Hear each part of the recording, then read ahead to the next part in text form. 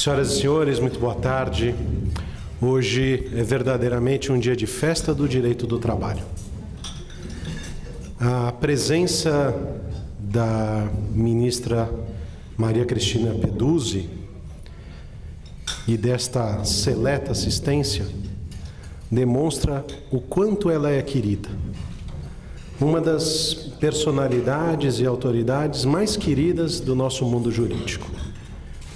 E isso decorre de uma característica que é uma característica que se repete nas pessoas, que é a educação, a segurança, a transparência. E essa foi exatamente essa postura que pautou a conduta da ministra durante toda a sua vida.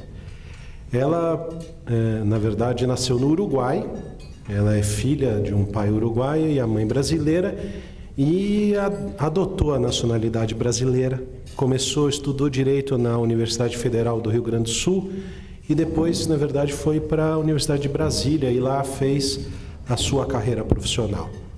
Como profissional da advocacia, desde 1975, exerceu a profissão com grande destaque, sendo inclusive correspondente dos principais escritórios do Brasil, em Brasília. E em 2001 foi nomeada como ministra do Tribunal Superior do Trabalho pelo presidente Fernando Henrique Cardoso. Teve também uma passagem de muito destaque, um mandato no Conselho Nacional de Justiça, ali onde pôde auxiliar num trabalho absolutamente árduo, que é o trabalho da gestão do Poder Judiciário. A tentativa de estabelecer diretrizes na gestão do Poder Judiciário. E essa trajetória da ministra Maria Cristina Peduzzi, que hoje nós temos a oportunidade de também lhe fazer uma homenagem, esse evento, ministra, é uma homenagem a Vossa Excelência, mas também é conjugado com a oportunidade de discutir um dos temas que é da maior preocupação da atividade econômica nacional, que é a reforma trabalhista.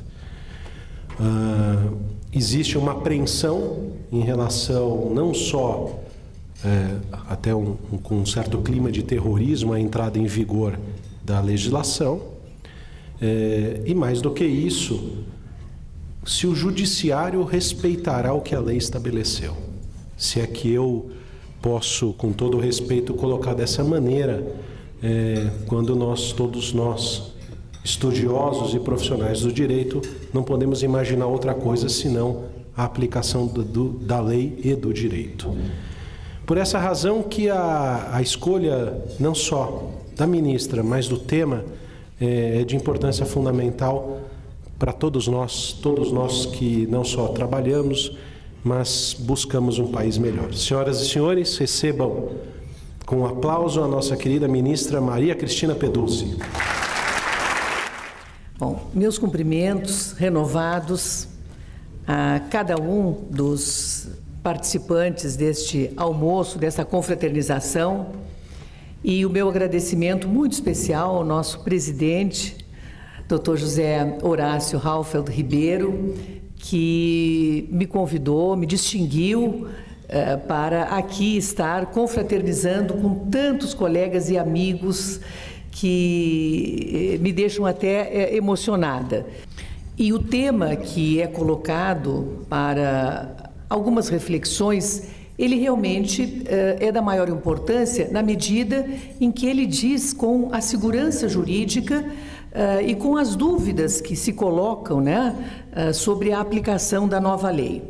Em que panorama ela foi concebida e editada? Um panorama de crise econômica, de aumento de desemprego e de insegurança jurídica, a propósito da interpretação e aplicação da lei ainda vigente. E esse panorama não é isolado do Brasil. Nós podemos observar que há um contexto de reformas trabalhistas que vem sendo promovidos nos últimos 10 anos, eu diria, nos países desenvolvidos.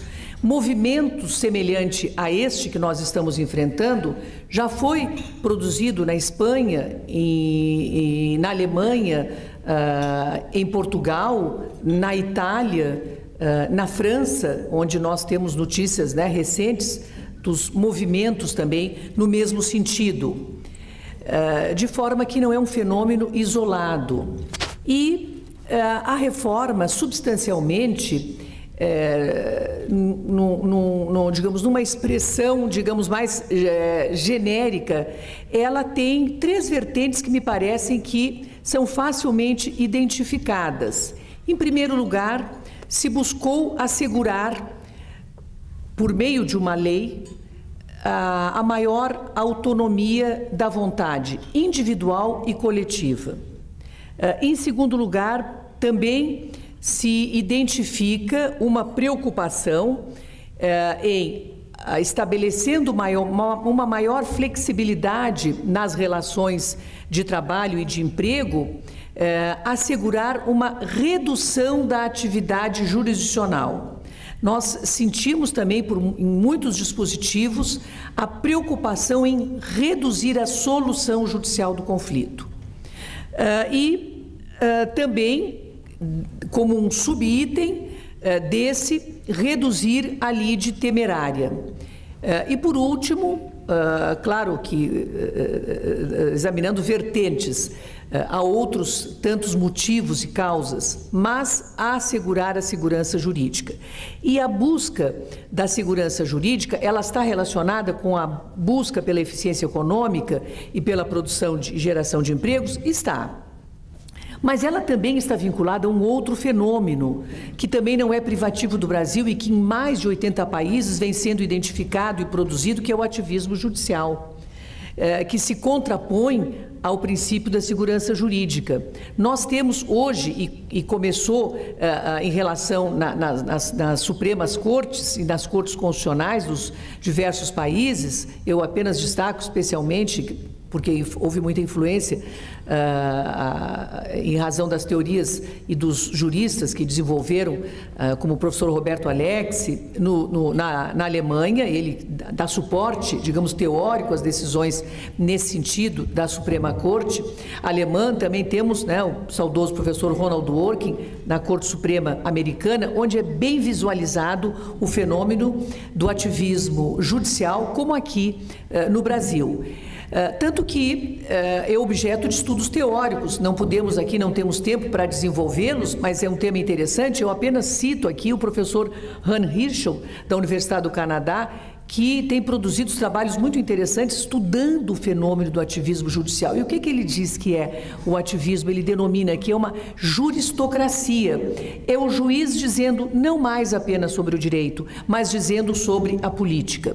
E a política não política partidária apenas, a política no sentido da economia, da religião, né?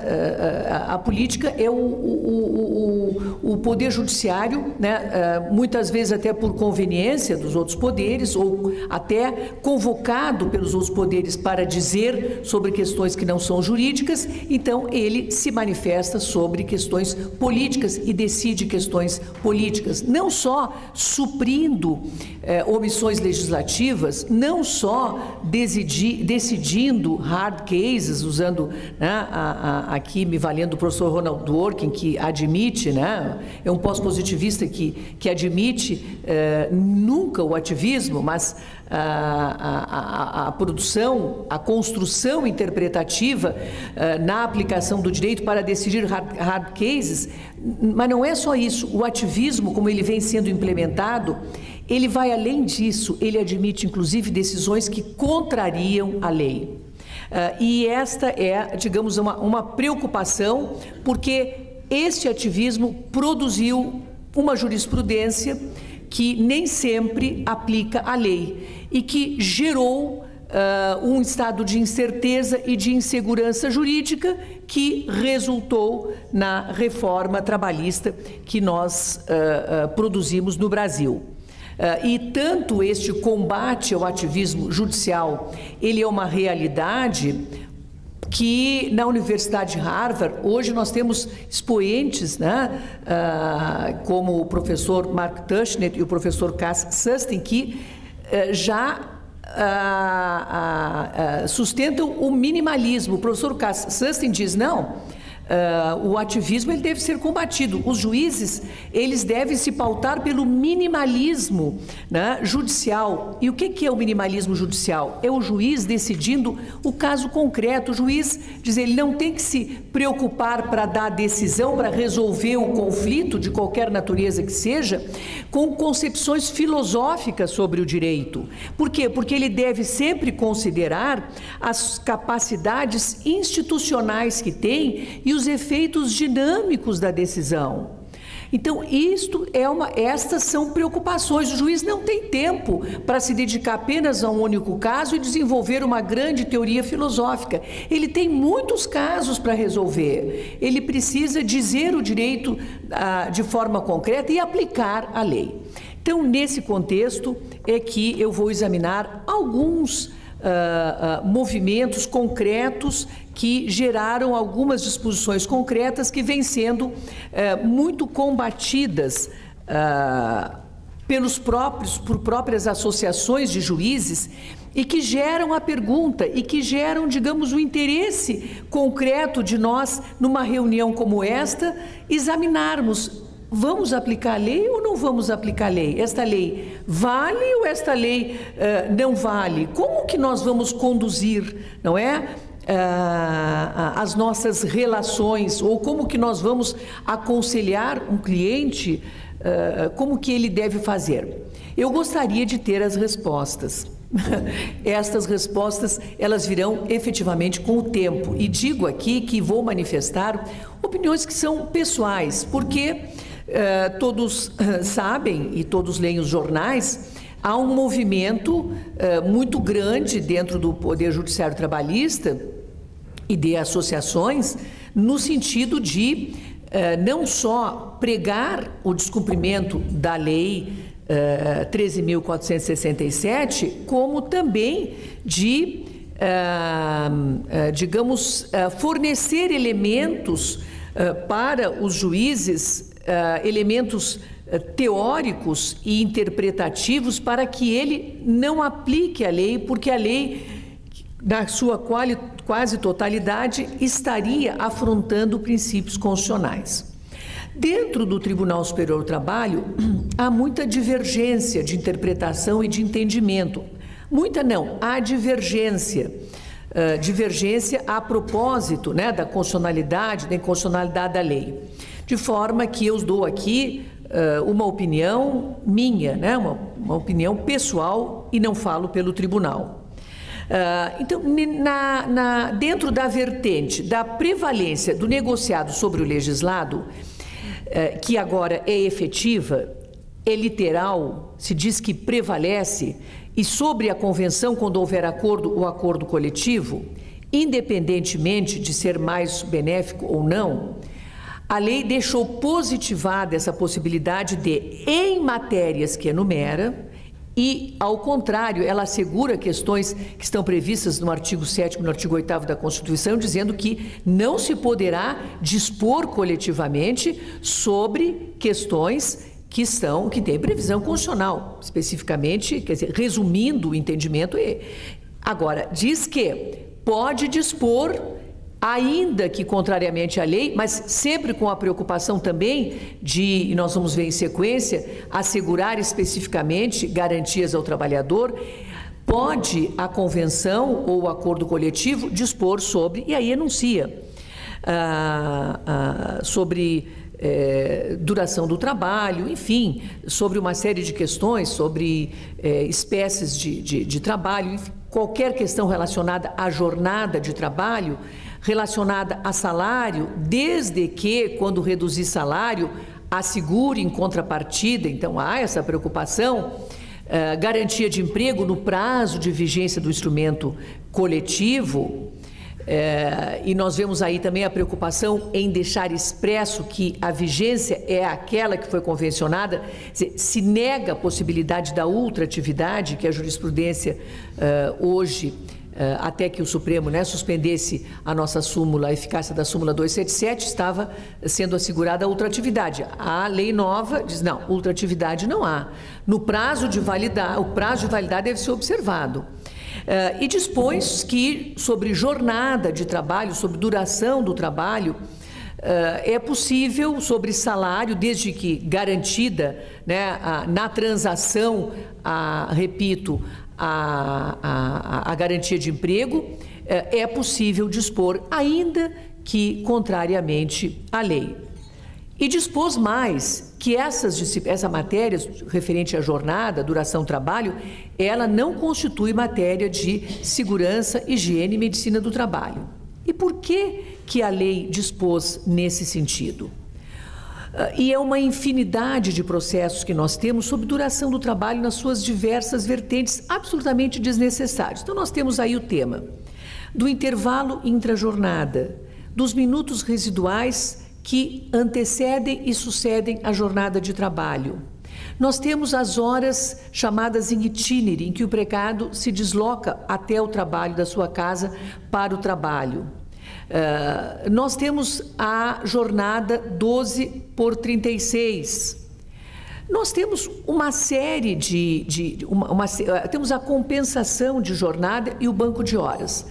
Todas essas questões têm gerado realmente um volume muito acentuado de processos que eu equipararia aos equivalentes ao tema do dano moral e do dano material.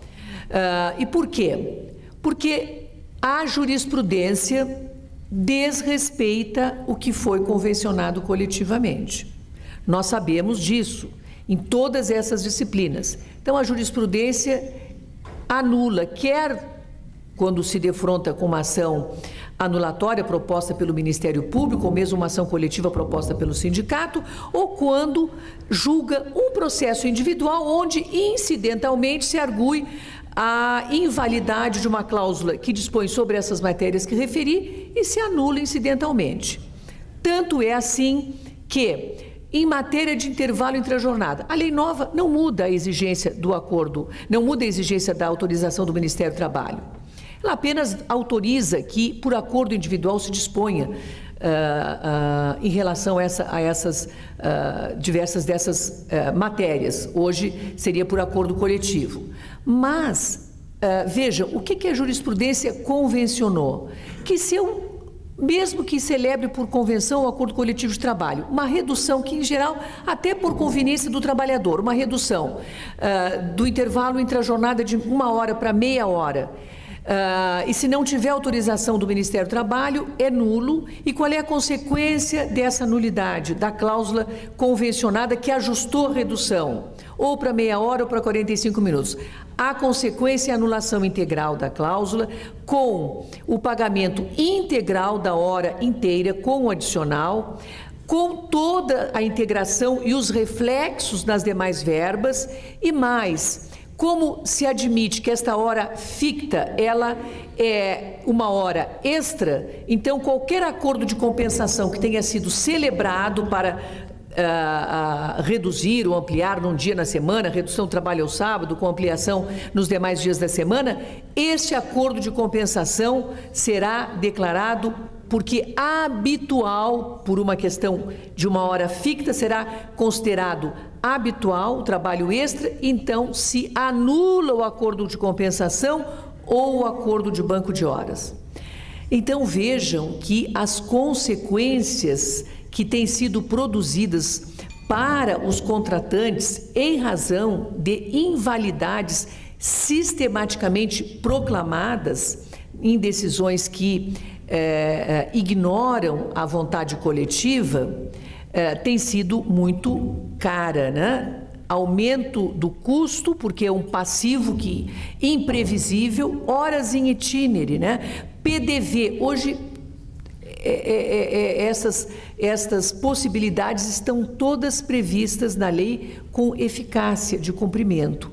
Hoje, até que depois da decisão do Supremo, ainda em relação aos PDVs e aos PDIs, houve uma valorização da norma coletiva que não ocorria na jurisprudência do TST. Mas hoje é possível celebrar de forma, não é, absolutamente clara, com efeito de quitação, PDVs e acordos de compensação e expressamente e que dizem com os intervalos inter jornadas, objetivando assegurar segurança nas relações de trabalho e não passivos futuros absolutamente, né, imprevisíveis, como hoje vem ocorrendo. Então, esta temática foi valorizada na reforma com esta finalidade, né, se negando a ultratividade e, sobretudo, em relação aos minutos residuais, o que a jurisprudência estabeleceu hoje? 5 minutos antes, 5 minutos depois, não é tempo de serviço. Mas o empregado, muitas vezes, ele fica porque ele precisa fazer um trabalho na internet, está chovendo, ele quer esperar um pouco mais, ele precisa esperar carona de um amigo. Hoje, a lei nova, ela elenca as possibilidades que são possíveis de ampliar a permanência do empregado no estabelecimento sem considerar tempo de serviço, aquele período em que ele, até por conveniência própria, pretende e quer permanecer no ambiente de trabalho. Hoje o empregador tem que fechar as portas, ele não pode mais deixar o empregado ficar 1 minuto além. Horas de itinerário, também a jurisprudência criou sérios problemas, porque ninguém mais fornece condução quando houver condução regular, porque se o empregador fornece condução, é tempo de serviço.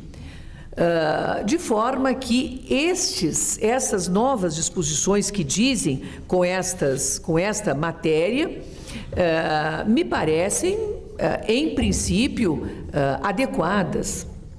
Mas a lei foi além, estabeleceu também outras questões no tocante a salário. Ela disse: o que é salário? É salário o fixo, estipulado a comissão, quando se tratar de remuneração variável, e as gratificações legais. As demais, exceto se as partes convencionarem, não integram o salário. Então, o empregador vai poder conferir ao seu empregado o plano de saúde, está expressamente ressalvado que tem natureza indenizatória, ajudas de custo, diárias, gratificações, porque poderão as partes convencionar que tem natureza indenizatória e que com mais facilidade permitirão o seu fornecimento, assim como estabeleceu a não ultratividade. Então, em momentos favoráveis, se poderá coletivamente ajustar benefícios sem a preocupação da integração definitiva ao salário.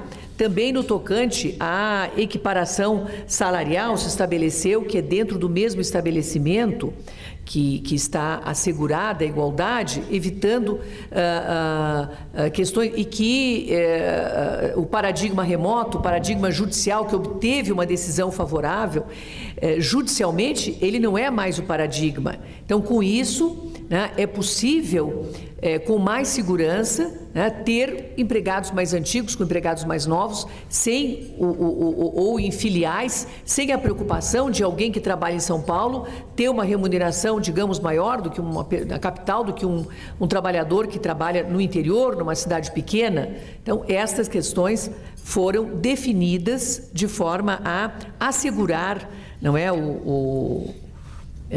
assegurar uma previsibilidade. O tempo já vai esgotando, porque o nosso objetivo aqui realmente é, sobretudo, confraternizar e lançar, não é, algumas questões, e por isso é que não me detenho sobre outros pontos que também são relevantes, mas não posso deixar de referir que novas modalidades também foram positivadas, né? O teletrabalho, o trabalhador autônomo até o exclusivo, que o trabalho intermitente, foi criada a figura do empregado não hipossuficiente, que é aquele que tem curso superior e que pode até estabelecer e recebe mais do que 4 vezes o valor do teto do benefício da Previdência, e estabeleceu também normas sobre a terceirização, Evidente que a questão da terceirização comportaria um almoço só para ela.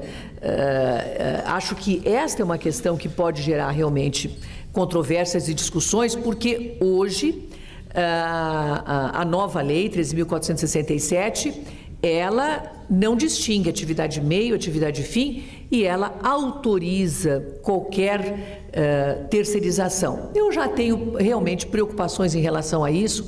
Acho que esta é uma questão que merece reflexão, porque terceirização ilimitada não é bom para ninguém, nem para o empregador, o tomador de serviços, nem o prestador e nem para a sociedade, né? Deve haver alguns entraves sem que isso seja, digamos, afirmado com o rigor que hoje pode ser, porque a nossa súmula, ela estabelece até um bom critério. Atividade fim não pode, atividade meio pode. O problema é de saber o que é atividade meio e que muitas vezes se considera fim uma atividade que é meio. Aí é que está a dificuldade. Mas simplesmente institucionalizar a terceirização é uma questão que não é simples e que não me parece adequada. Em relação também às reparações dos danos morais, há hoje uma fixação de uma tabela que vem sendo, digamos assim, combatida, mas que ela é bem flexível, admite até reincidência. Eu não diria, não faria uma crítica tão contundente, não aplaudo.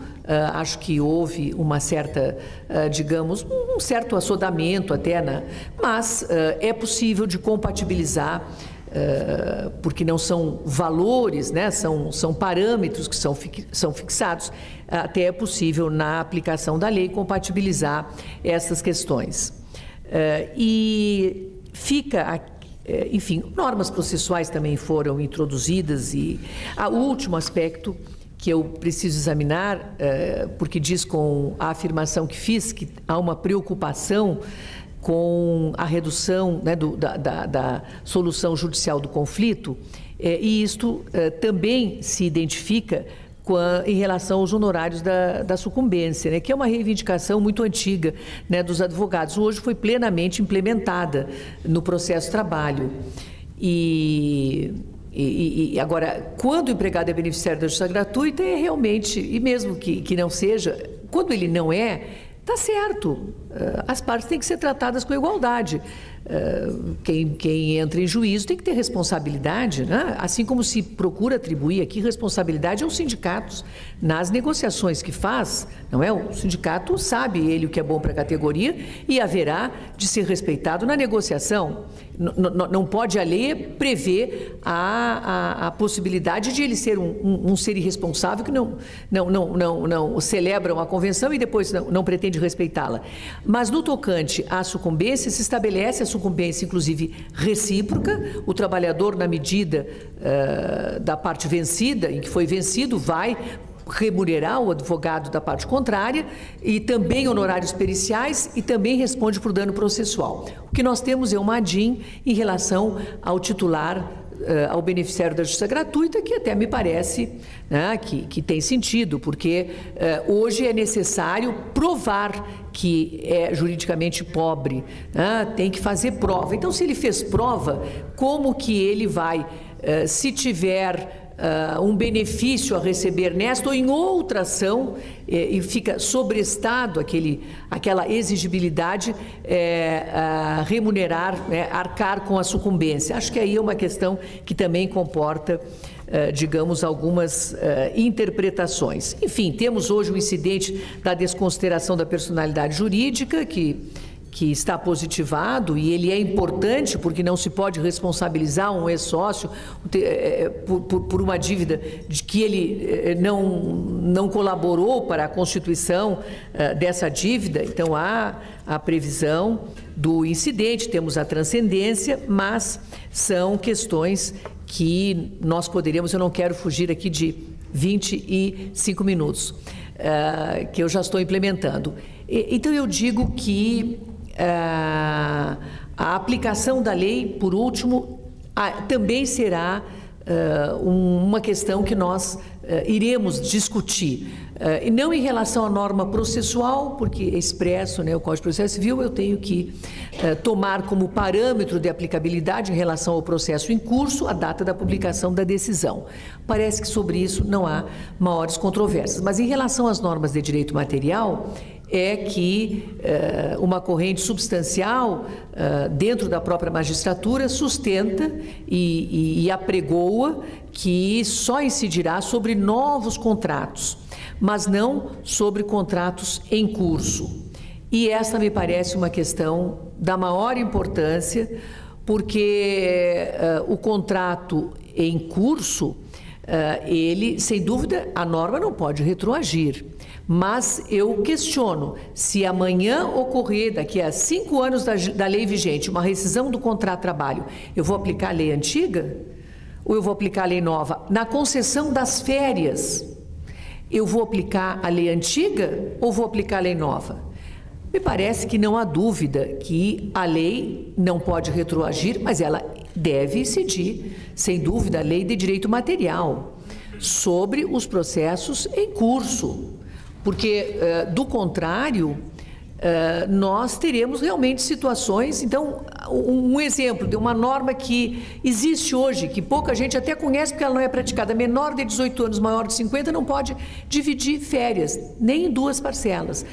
Claro que foi expressamente revogado esse dispositivo no texto novo, que ampliou a possibilidade para 3 períodos de férias, sendo que um não pode ser inferior a 14 dias. Agora, eu vou, então, proibir uma pessoa de 52 anos hoje de dividir as suas férias porque eu estou aplicando a lei antiga? Vejam que a matéria que tem previsão legal, a disciplina legal, ela incide e deve ser aplicada após a vigência da lei. Agora, em relação a cláusulas contratuais que foram celebradas na vigência da lei anterior, um aditivo contratual de acordo com a autonomia da vontade, não necessariamente coletiva para não dificultar a negociação, mas por meio de negociação individual, por meio da valorização, né, da negociação individual, as partes poderão aditar o contrato para ajustar cláusulas que possam estar digamos assim, em confronto com a nova disciplina legal. Isso será conveniente que o façam, até porque não seria possível admitir a possibilidade de despedida de um trabalhador em função de aplicar de forma diferente a lei ou de forma excepcionando a incidência a aplicação da lei nova. Então, esse é o meu ponto de vista. São considerações aqui muito aligeiradas, mas, enfim, servem para mostrar que a lei tem aspectos bons, tem aspectos ruins, pode ter, a lei não é perfeita, mas o Poder Judiciário, ele, num Estado democrático de direito, não tem como atribuição legislar. O Poder Legislativo aprovou esta lei. A Câmara dos Deputados votou, o Senado Federal votou, o Presidente da República sancionou. Nós temos uma lei em sentido formal, melhor que a CLT, que é produto de um decreto-lei. A lei não foi declarada inconstitucional. O Poder Judiciário deve sim aplicá-la. Se amanhã arguírem, quer no controle concentrado, quer no controle difuso, se afirmar alguma inconstitucionalidade, é diferente. Então, nós não aplicaremos a lei declarada inconstitucional, mas enquanto isso não ocorrer, devemos sim aplicá-la. Muito obrigada.